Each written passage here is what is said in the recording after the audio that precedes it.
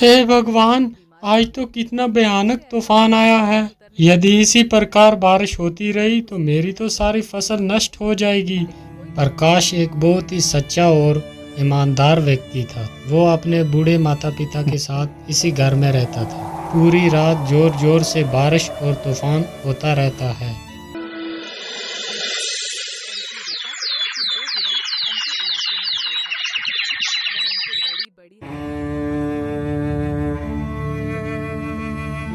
पिताजी, मैं खेतों की तरफ जा रहा हूँ।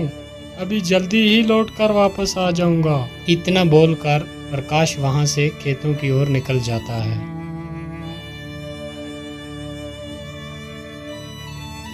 प्रकाश चलते चलते फिर अपने खेतों के पास पहुँच ही जाता है और वो क्या देखता है कि उसकी अपनी सारी फसल जो थी वो नष्ट हो चुकी है।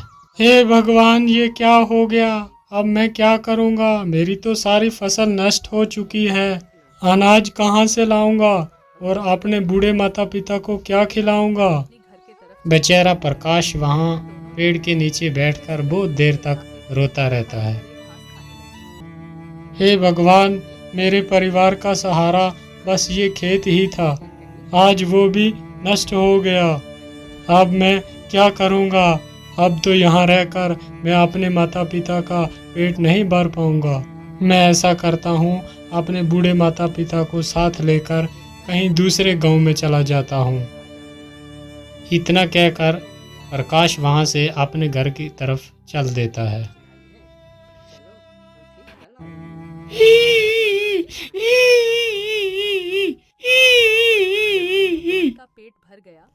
अरे, ये आवाज किसकी है? कौन रो रहा है इधर? मुझे तो लगता है कोई मुसीबत में फंसा हुआ है। एक बार जरा देखूं तो सही, कौन है ये? फिर प्रकाश उसी ओर चलने लगता है जिस तरफ से वो आवाज आ रही थी और प्रकाश देखता है लोमड़ी अपने घायल बच्चों को देख देख कर रो रही है। जो बच्चे बिल्कुल अभी छोटे थे, चलने के लायक भी ना थे। अरे लोमड़ी, तुम क्यों रो रही हो? और तुम्हारे इन बच्चों को क्या हो गया है? अरे भैया, मैं तुम्हें क्या बताऊं, इस तूफान ने तो मेरा सारा घर ही उजाड़ दिया। अभी कुछ दिन पहले ही मेरे बच्चों ने जन्म लिया था। अभी ये चलने के लायक भी नहीं है। तूफान ने हमारा ये हाल कर दिया। अरे लोमड़ी, तुम दुखी मत हो, मैं तुम्हारी कुछ मदद कर देता हूँ। मैं तुम्हारे बच्चे को दवाई लगा देता हूँ जिससे जख्म बहुत जल्दी भर जाएंगे और मैं तुम्हारा ये घर भी थोड़ा ठीक कर देता हूँ। प्रकाश की ये बात सुनकर लोमड़ी की थोड़ी जान में जान आई। प्रकाश जल्दी से जाता है और कुछ दवाई की पत्तियाँ तोड़कर लाता है और जल्दी ही उन घायल बच्चों के घावों पर लगा देता है और फिर वो जल्दी से वो गिरा हुआ पेड़ जो था जिसमें वो रह रहे थे उसे सही जगह पर। ये देखकर लोमड़ी बहुत ज़्यादा खुश हो जाती है। हे दयालु इंसान, तूने मेरे परिवार को मरने से बचा लिया। तुम बहुत अच्छे आदमी हो। मैं तुम्हारा ये एहसान कभी नहीं भूलूंगी। अच्छा लोमड़ी, अब मैं चलता हूँ। अरे रुको भैया, तुमने मुझे मुसीबत से निकाला, लेकिन मैं देख रही हूँ तुम्हारे चेहरे पे बहुत उदासी है। क्या कारण है? तुम इतने परेशान क्यों हो? अरे मैं क्या ही बताऊं, जिस जालिम तूफान ने तुम्हें कष्ट दिया है उसी जालिम तूफान ने मेरा भी खेत जो था वो सारा तबाह कर दिया है और उसी फसल से मेरी सारी उम्मीदें थी। अब वो फसल भी सारी नष्ट हो चुकी है। अब मैं क्या करूंगा? खाना कहाँ से लाऊंगा और अपने बूढ़े माता पिता को क्या खिलाऊंगा? मेरे पास खेती के सिवा दूसरा कोई साधन भी नहीं है।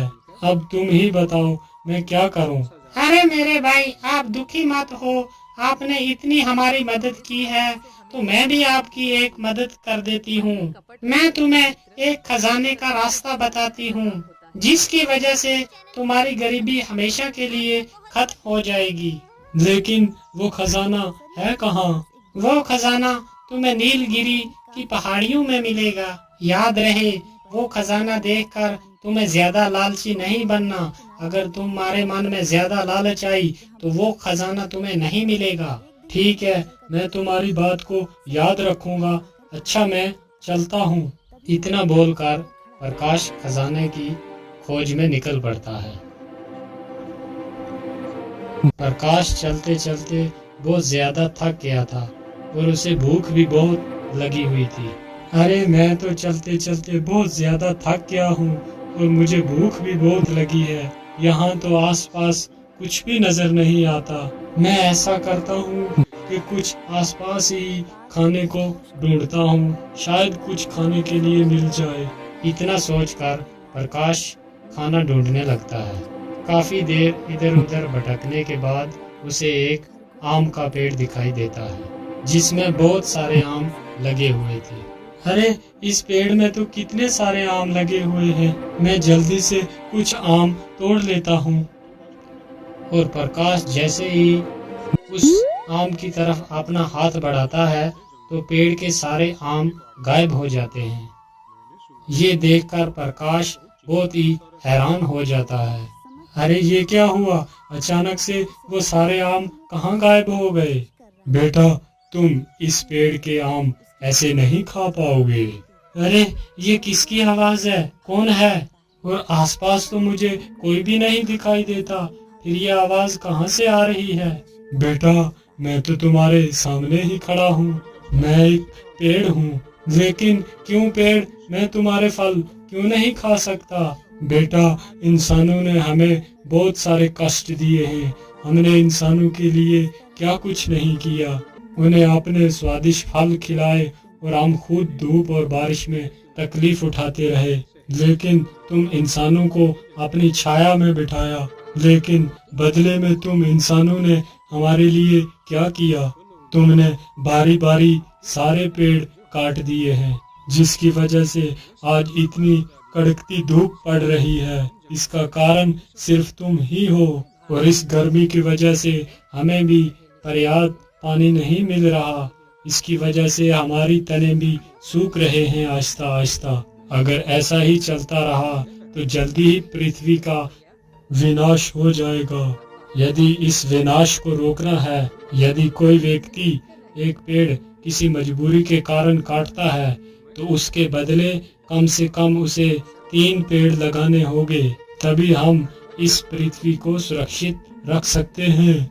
लेकिन पेड़, मैं इसके लिए क्या कर सकता हूँ? बेटा, मैं तो किसी के पास जाकर ये बात नहीं बता सकता, लेकिन ईश्वर ने तो तुम्हें पैर दिए हैं। तुम हर एक व्यक्ति तक ये संदेश पहुंचाओ। ऐसा करने के लिए क्या तुम तैयार हो? तभी मैं तुम्हें फल खिला सकता हूँ। हाँ हाँ पेड़, ठीक है, मैं आपके इस संदेश को हर आदमी के पास पहुंचाऊंगा। प्रकाश की ये बात सुनकर पेड़ बहुत खुश हो जाता है और जल्दी से अपने कुछ फल नीचे गिरा देता है और प्रकाश उन फलों को उठाकर तुरंत खाने लगता है। फलों को खाकर प्रकाश आगे जाने लगता है। कैसी शर्त? यही कि तुम्हें इस जंगल के थाने में जाकर रोज हाजिरी देनी होगी। मुझे मंजूर है। लोमड़ी को पता था अरे बाप रे बाप, इतनी जोर की धूप पड़ रही है और इस धूप में चलना तो बहुत मुश्किल हो रहा है और मुझे बहुत सारी प्यास भी लगी है। लेकिन नदी तो पास में ही है, चलो थोड़ा सा पानी ही पी लेता हूँ। पानी पीकर जैसे तो सारी थकान दूर हो जाती है। अरे, पानी के भीतर ये क्या है जो इतना चमक रहा है? और प्रकाश अपना हाथ उस पानी में डालता है और जल्दी ही उस चमकते सिक्के को बाहर निकाल। अरे, ये तो सोना है, लेकिन इस नदी के भीतर ये सोना आया कहाँ से? वो नदी उसी नीलगिरी पहाड़ी से होकर गुजरती थी, जिसकी वजह से कभी कभी सोना उस नदी में बहकर आ जाता था। इसका मतलब ये नदी नीलगिरी पहाड़ी से होकर आती है। चलो जल्दी से मैं गुफा के पास जाता हूँ।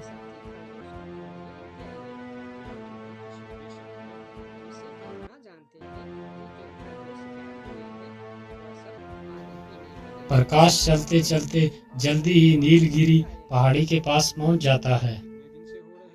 पिछले कई मैं इस गुफा के बीच तो आ गया, लेकिन खजाने का कुछ पता ही नहीं है कहाँ पर होगा। अरे ये क्या, एक पत्थर के नीचे से इतना सारा पानी कैसे आ रहा है? कहीं इस पत्थर के पीछे ही वो खजाना तो नहीं छुपा हुआ है। चलो इस पत्थर को ही हटा कर देखता हूँ। प्रकाश जैसे इस पत्थर को हाथ लगाता है, वो पत्थर अपने आप दूर खिसक जाता है। अरे ये क्या, ये पत्थर मेरे छूते ही इतना दूर कैसे हो गया? और देखता है गुफा की हर तरफ सोना ही सोना पड़ा हुआ है। अरे बाप रे बाप, यहाँ पर इतना सारा खजाना पड़ा हुआ है। कहीं मैं कोई सपना तो नहीं देख रहा? क्या ये हकीकत है? अरे नहीं नहीं, ये कोई सपना नहीं है, ये हकीकत ही में ही सोना है। चलो मैं अपनी जरूरत के हिसाब से ही सोना ले लेता हूँ। और प्रकाश एक पोटली भरकर सोना ले लेता है। आहा, इतना सोना मेरे जीवन के लिए बहुत काफी है। इतना कहकर प्रकाश सोने की पोटली अपने सिर पर रखकर वहां से निकल पड़ता है। रुक जाओ, कौन हो तुम और इस पोटली में क्या लेकर जा रहे हो? क्या हुआ, तुम कुछ बोल क्यों नहीं रहा? इस पोटली के भीतर क्या छुपा के रखा है तुमने? अरे सरदार, ये ऐसे आदमी नहीं बताएगा। हम इसकी पोटली छीनकर खुद ही देख लेते हैं कि इसकी पोटली के भीतर क्या रखा है। हाँ जोरावर सिंह, तुम जल्दी से इसकी पोटली छीन कर ले आओ। बेचारा प्रकाश डर जाता है और उस पोटली को उस डाकू को दे देता है। अरे वाह, इसमें तो बहुत सारा सोना है। अरे युवक, तुम्हें ये सोना कहाँ से मिला? जल्दी से बताओ, वरना मारे जाओगे। भाई, ये सोना तो मुझे इसी गुफा से ही मिला है। वहाँ पर तो ढेर सारा सोना पड़ा है। मैंने अपनी जरूरत के हिसाब से थोड़ा ही सोना लिया है। क्या कहा? इतना सारा सोना? और जिस सोने को हम वर्षों से ढूंढ रहे हैं, और वो सोना तुम्हें मिल गया? हाँ भाई, वो सोना मुझे ही मिला है। और चल जल्दी जल्दी, और वो बता मुझे सोना कहाँ पर है, नहीं तो तुम्हें मारकर इसी गुफा में दफना देंगे।